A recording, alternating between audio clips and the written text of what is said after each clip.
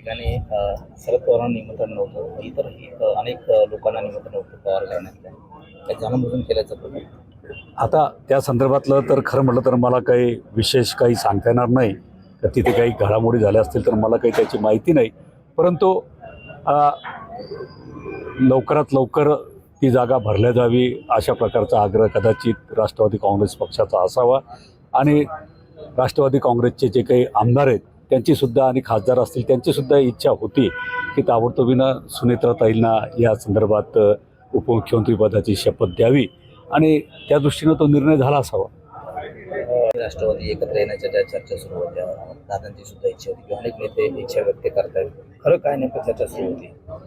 नाही म्हणजे मागील 2-3 महिन्यापासून राष्ट्रवादी काँग्रेस पक्ष माननीय अजितदादांच्या नेतृत्वाखाली वाटचाल करणारा आणि दुसरा राष्ट्रवादी काँग्रेस पक्ष माननीय पवारसाहेबांच्या नेतृत्वाखाली वाटचाल करणारा यांनी भविष्यामध्ये एकत्र यावं अशा प्रकारे वरपासून खालपर्यंत नेत्यांची आणि कार्यकर्त्यांची सुद्धा इच्छा होती. त्या संदर्भात काही चर्चासुद्धा प्रामुख्यानं झालेल्या आहेत. काही चर्चांचा मी सुद्धा साक्षीदार आहे आणि मला दादांच्या बोलण्यावरनं विचारावरनं दादांनीसुद्धा या विलिनीकरणाला मान्यता दिली होती असं मला त्या ठिकाणी जाणवतं.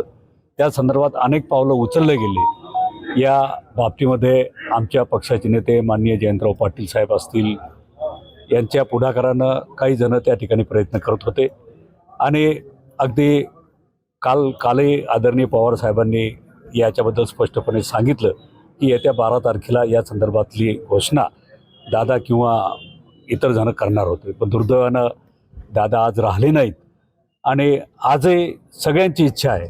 आजही सकाळपासून इथं जे कार्यकर्ते आलेत, सहकारी आले दोन्ही पक्षाचे, बुलढाणा जिल्ह्यापुरतं जर सांगायचं म्हटलं तर निश्चितपणे आजही दोन्ही पक्षातली इच्छा आहे, कार्यकर्त्यांची इच्छा आहे, नेत्यांची इच्छा आहे की दोन्ही राष्ट्रवादी काँग्रेस पक्ष भविष्यामध्ये एकत्र येऊन एका झेंड्याखाली सगळ्यांनी काम करावं. त्या संदर्भात शंका व्यक्त केली आहे. जी घटना झाली विमान दुर्घटना त्याबद्दल जयंत पाटलांनी शंका व्यक्त केली. या संदर्भात आदरणीय पवार साहेबांनी पहिल्या दिवशी अतिशय स्पष्टपणे सगळ्यांना सांगितलं की हा अपघात होता, याच्यामध्ये कोणी राजकारण करू नये. आता भविष्यामध्ये या संदर्भात अनेक लोक आपली मतं व्यक्त करतायत, आजही करतायत, उद्याही करतील. आता आणि माननीय मुख्यमंत्र्यांनी सुद्धा या संदर्भात CID चौकशीचे किंवा इतर चौकशीचे सुद्धा आदेश दिलेले आहेत. त्यामुळे भविष्यात या संदर्भात सगळी चौकशी पूर्ण केली जाईल.